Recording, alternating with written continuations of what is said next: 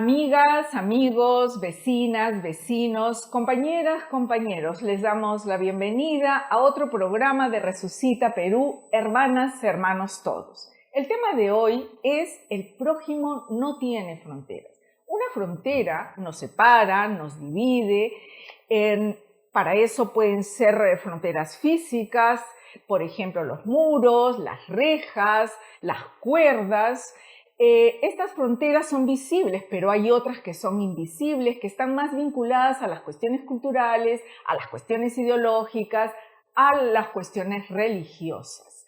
Pero toda frontera en realidad nos acerca a la orilla de la realidad. Esta frontera delimita entre lo que está dentro y lo que está fuera, lo que excluye o lo que incluye, los otros y los nuestros. Entonces, el programa de hoy nos va a aproximar a que el prójimo no tiene fronteras. Damos el pase a Raúl Pariamachi, nuestro hermano de los Sagrados Corazones, que va con el comentario preciso para el día de hoy. Un cariñoso saludo, hermanas y hermanos. En el anterior comentario recordábamos cómo el Papa Francisco, en el segundo capítulo de su encíclica Fratelli Tutti, Hermanos Todos, nos recordaba que la parábola del buen samaritano es para nosotros hoy una invitación a acompañar, cuidar y sostener a las personas más frágiles de nuestras sociedades desarrolladas, que es también una exhortación para que ejerzamos una ciudadanía plena como ciudadanos del propio país y del mundo entero. Y al mismo tiempo, era un cuestionamiento respecto de cuál es la opción de fondo que hemos tomado en nuestras vidas. Como ustedes saben, muchas veces la clave de las parábolas de Jesús es su marco, es decir, aquello que está antes y después. En el caso de la parábola del buen samaritano, el pretexto es un diálogo entre Jesús y un maestro de la ley. Este maestro de la ley le pregunta a Jesús, ¿qué tengo que hacer para heredar la vida eterna? Jesús le dice, ¿qué está escrito en la ley? El maestro responde, ama a Dios y al prójimo como a ti mismo. Y entonces Jesús le dice, haz eso y vivirás. Pero el maestro, tratando de justificarse, repregunta, ¿y quién es mi prójimo? Y ese es el motivo por el que Jesús cuenta la parábola del buen samaritano. Es obvio que cuando hablamos del prójimo, lo primero que pensamos es en aquel que está próximo, cercano, el conocido. Y se expresa esto en una inclinación nuestra a ayudar al que es de mi propia familia, de mi círculo de amigos, de mi entorno social más cercano. Sin embargo, dice el Papa Francisco que esta parábola del buen samaritano no nos invita tanto a preguntarnos quiénes son los que están cerca de nosotros, eso más o menos lo sabemos, sino más bien nos invita a volvernos cercanos a los otros, es decir, a hacernos prójimos de los demás. Como ustedes saben, en la parábola del buen samaritano vemos a un hombre herido en el camino y cómo pasa primero un sacerdote, luego un levita, y ambos hacen un rodeo y pasan de largo. Es decir, no se hacen prójimos del hombre que está herido en el camino. Pero sin embargo pasa el buen samaritano, mira con compasión a esta persona, le cura las heridas y carga con ella. Lo que es importante destacar es que en aquellos tiempos los samaritanos y los judíos estaban separados por muchas fronteras, no solo las fronteras geográficas, sino también por fronteras históricas, culturales, religiosas, que, repito, separaban a judíos y samaritanos. Por lo tanto, este hombre samaritano, cuando se compadece del judío que está herido en el camino, está yendo más allá de esas fronteras que se le habían impuesto. Su compasión lo hace superar muchas barreras históricas, culturales y religiosas y los prejuicios que están detrás de esos obstáculos. Por eso al final de la parábola Jesús pregunta al maestro, ¿quién de los tres mostró ser prójimo del herido. Y la respuesta del maestro es el que tuvo compasión. Y Jesús dice, anda entonces y haz tú lo mismo. En el número 83 de la encíclica escribe el Papa Francisco.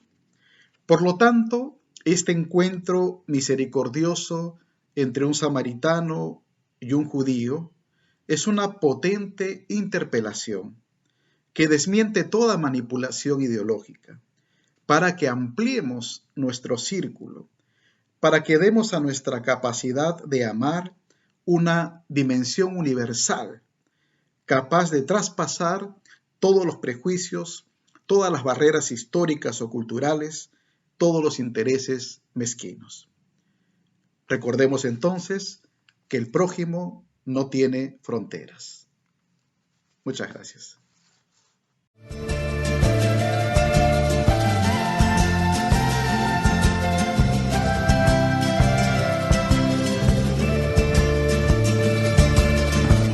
Bueno, la entrevista de hoy es a Rodrigo Montoya.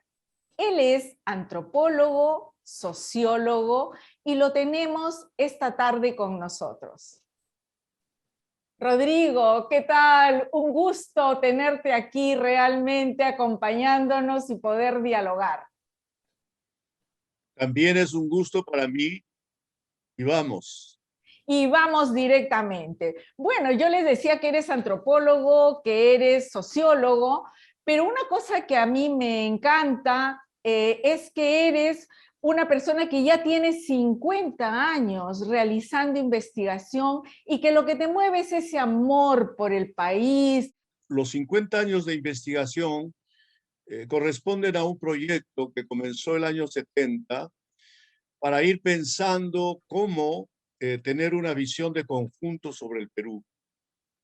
Porque en mi formación universitaria había descubierto rápidamente que las especializaciones eran las que mandaban en todo, y esas visiones de conjunto de nuestros viejos maestros de los años 20 y 30 ya no aparecía. El único que tenía una visión, tratando de tener una visión de conjunto sobre el país a partir de la literatura y la antropología, era Arguedas.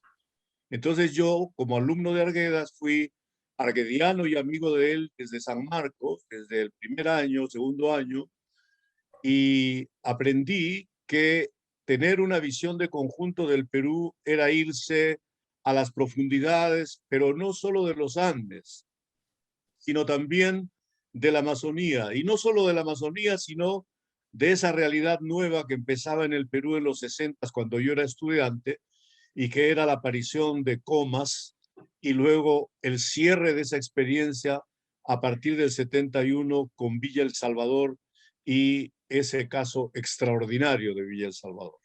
Entonces trabajé 10 años en Villa El Salvador, estuve mucho tiempo también en la Amazonía en momentos distintos, y con la experiencia de fuera he ido redondeando una visión de conjunto del país. Rodrigo, cuéntanos cómo haces la articulación con la parábola del buen samaritano. La parábola del samaritano es un gesto de bondad extraordinario que ocurre en todos los pueblos del mundo, en todas las épocas del mundo, los momentos históricos del mundo, y que tiene una característica muy grande. Siempre es una excepción, siempre es un ejemplo. No todo el mundo está en eso, ¿no? Y como es un caso tan singular, el de la parábola en la Biblia del samaritano, o las 4 historias que he contado yo en las que las he vivido personalmente, no se trata de una norma de conducta de una sociedad, de un pueblo, sino se trata simplemente de una reacción desde el corazón, desde la afectividad profunda, desde el reconocimiento de la otra persona como valiosa y a la que hay necesidad de ayudar. Y el segundo elemento es que esa ayuda no está, como diría, atada a una retribución, sino simplemente es un ejemplo de solidaridad que termina ahí y que se conforma, la persona que hace ese bien y ese favor, se consuela con la idea preciosa de que en otro momento alguien le dará a uno el abrazo que necesita o el plato de sopa que necesita. Lo que tenemos que buscar es en qué condiciones se podría generalizar el principio de la solidaridad que la parábola del samaritano implica o supone. Si la parábola nos dice que se trata de una experiencia individual, porque lo es, lo que he tratado de demostrar también con los otros casos, el paso siguiente es el salto que hay que dar del discurso a la acción.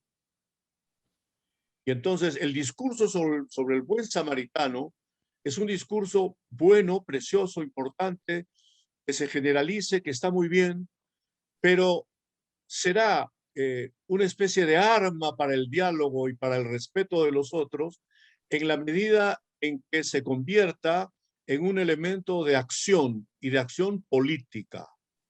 Ahí es donde tenemos que entrar a la necesidad de la acción política. La acción política es por definición y por principio una acción colectiva. Es una acción en la que un grupo o una coalición de personas pretende resolver un problema de una región, de una localidad o de un país con algunas ideas. Y para eso lleva adelante una acción política. Es una acción que implica propaganda, que implica difusión, que implica prensa, que implica, en los términos de comunicación de ahora, de radio, de televisión y de todo eso, pero que implica también un grado de, ¿cómo decir?, de fuerza política suficiente como para ganarle batallas al adversario, porque el adversario que no quiere todo esto no va a aceptar que el mundo que tiene en su favor pierda o se caiga. Y entonces la acción política, por definición y por principio, lleva a la confrontación. Y la acción política termina la violencia y avanza hacia la guerra.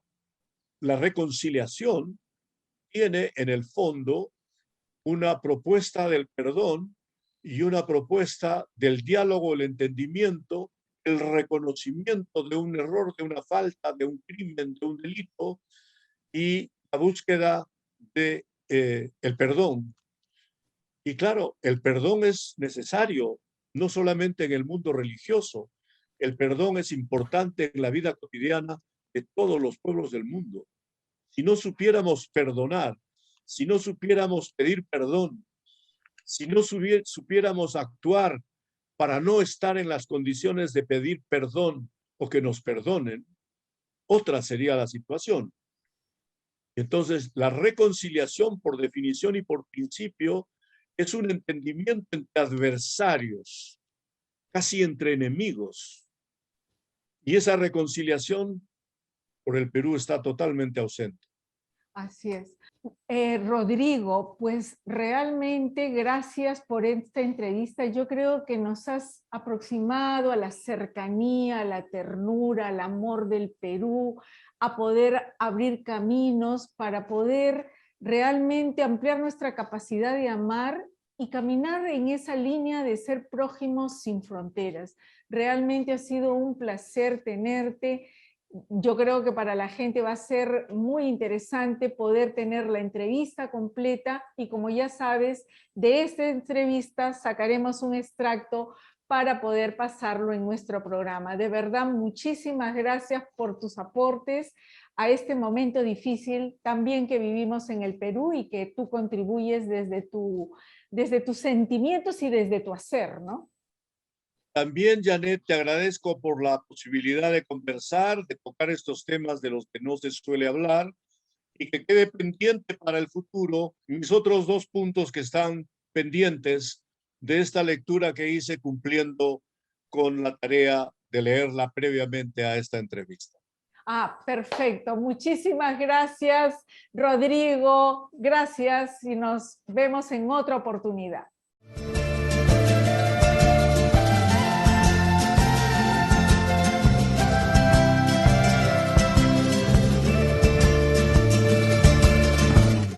La experiencia de hoy viene desde Ica, desde las zonas altas andinas. ¿Por qué?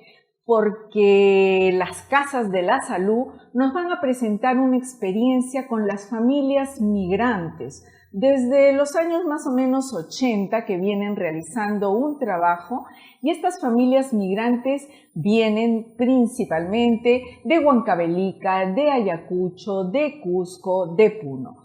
Entonces vamos a dejar en la voz de los protagonistas para que nos presenten la experiencia.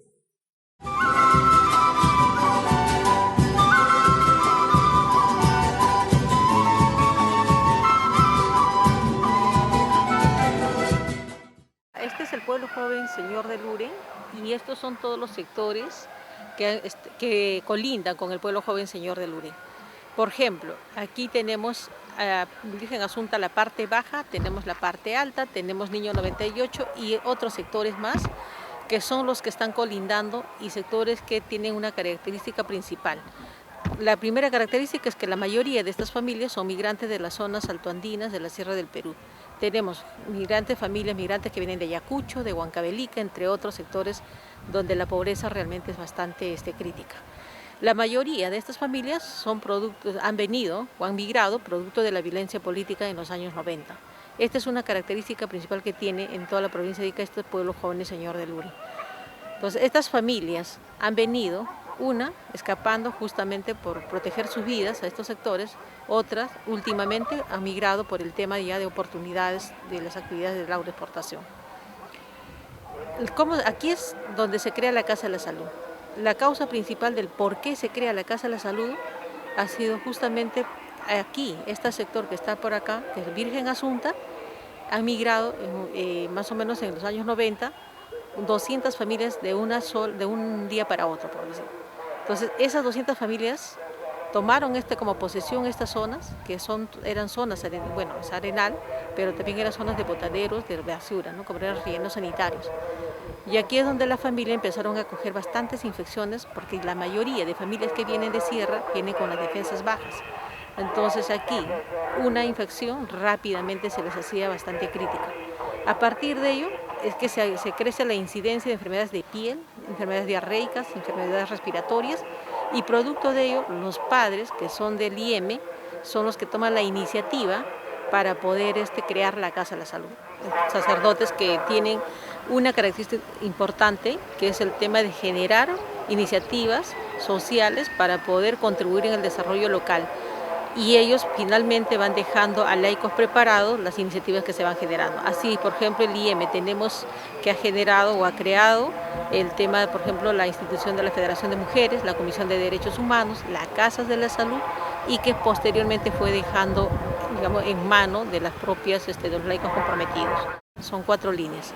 Una primera, el tema de educación en salud. Es una característica que la generamos para fortalecer los conocimientos e información para empoderar a la propia población.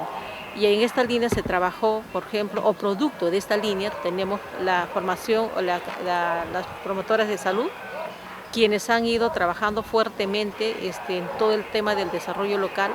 Han asumido, gracias a ellas que han asumido, por ejemplo, el tema de cargos dirigenciales, han asumido, hasta la fecha, han asumido los cargos de liderar el proceso, por ejemplo, ya sea de construcción o de colocación de agua, desagüe, y principalmente mujeres. Una segunda línea es el tema de incidencia política y pública. Aquí se trabaja cuál es la estrategia nuestra como Casa de la Salud. Primero, generar un poco la implementación de un piloto que funcione durante un año con participación plena de la población.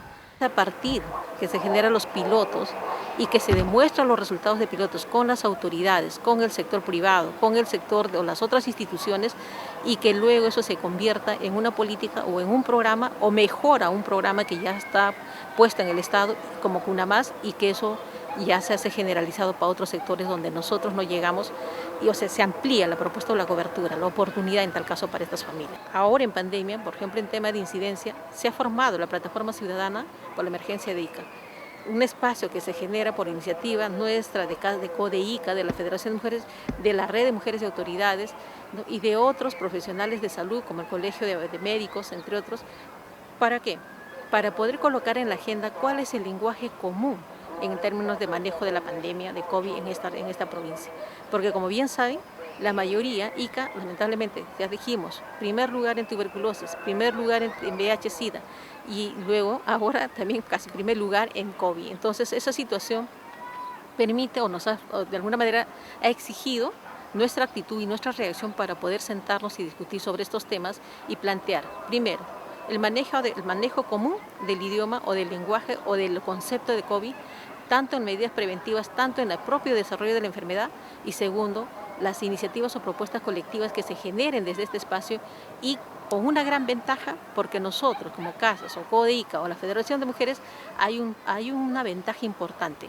Conocemos la comunidad, conocemos a los actores principales, trabajamos con estos sectores importantes y como estos en varios distritos y somos como el nexo de ese acercamiento entre el Estado, entre la población para que se puedan generar propuestas y que sobre todo tengan legitimidad.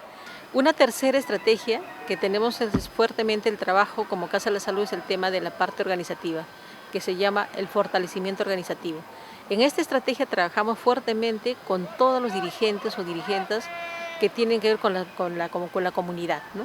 Y gracias a ese trabajo organizativo que pasa por el desarrollo de capacidades o de intercambio de experiencias o sabidurías, es que se ha ido logrando, por ejemplo, en este sector, la construcción de estos muros de acá, de manera comunitaria, participativa, ¿no? En faenas comunales, porque una gran ventaja del trabajo organizativo es una primera, que se puede priorizar o identificar las necesidades que sean de manera colectiva para resolver también de manera colectiva.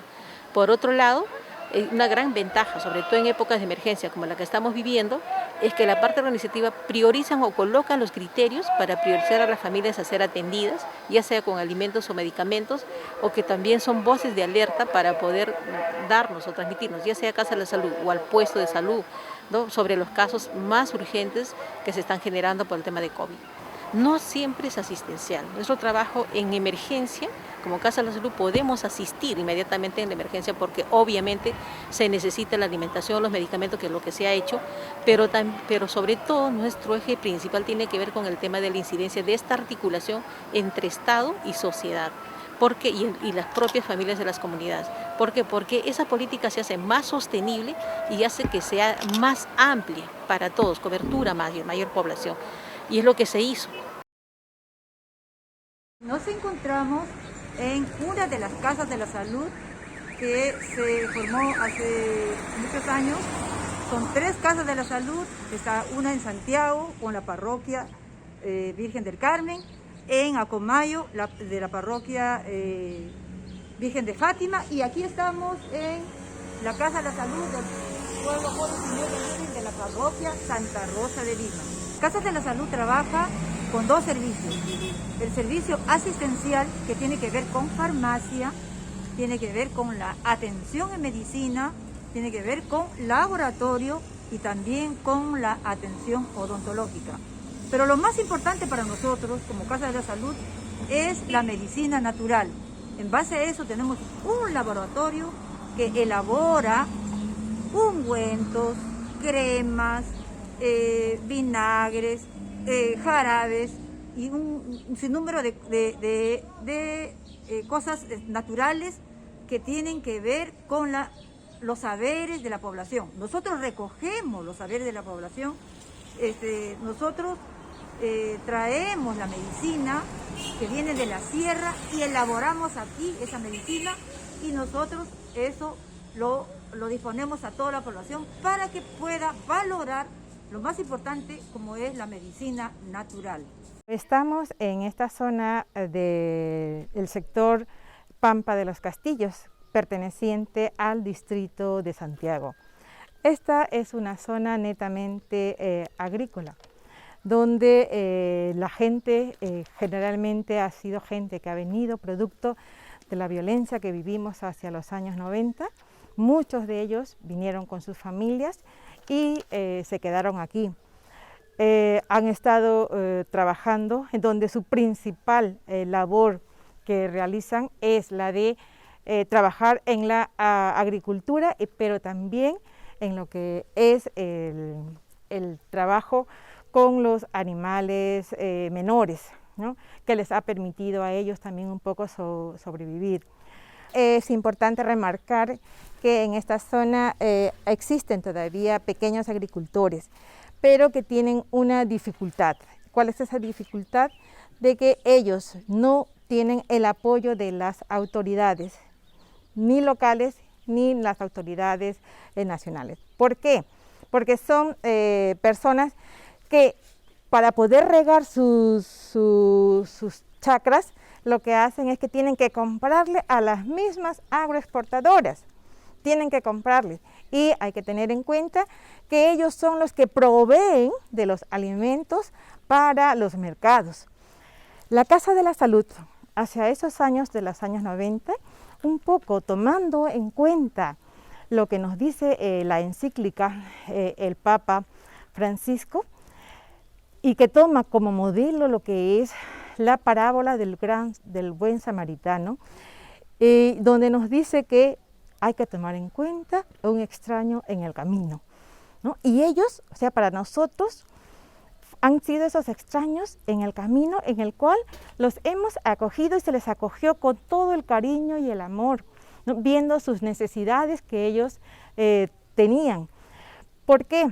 Porque entendíamos nosotros, ya que proveníamos de comunidades cristianas y también bajo el apoyo de los sacerdotes del Instituto Español de Misiones Extranjeras, donde estas parroquias fueron los que acogieron este mensaje de esta parábola, de el amor al prójimo, porque ya que nos dice en esta encíclica misma que nadie puede amar a Dios si es que antes no ama al prójimo.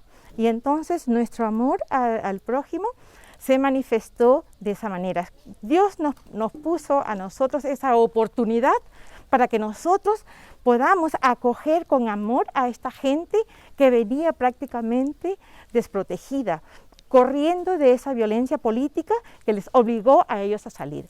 Entonces, siguiendo este mensaje de la encíclica, creemos que aún tenemos nosotros mucho trabajo por hacer y lo venimos haciendo. Queremos decirle que estamos siempre con los brazos abiertos a todos, sobre todo a esta población que es urbano marginal y que están necesitando del apoyo tanto de sus autoridades como también del apoyo de instituciones como Casas de la Salud, en coordinación también con otras instituciones como es la Comisión de Derechos Humanos, la Federación de Mujeres. Los tres nos hemos enlazado y estamos trabajando en eso. Gracias a las Casas de la Salud de Ica, nos han presentado una experiencia que nos aproxima a las familias migrantes y nos acerca a aprender a ser empáticos, como ellos, a ponerse en el lugar del otro, a salir al encuentro, acompañarlos, asumir sus luchas y buscar con ellos soluciones. Gracias porque nos empistan en ese aprender a ser prójimo del otro, ¿no? Con esto, con el comentario, con la entrevista y con la experiencia, terminamos el programa de hoy. Y queremos centrar en unas ideas fundamentales, ¿no?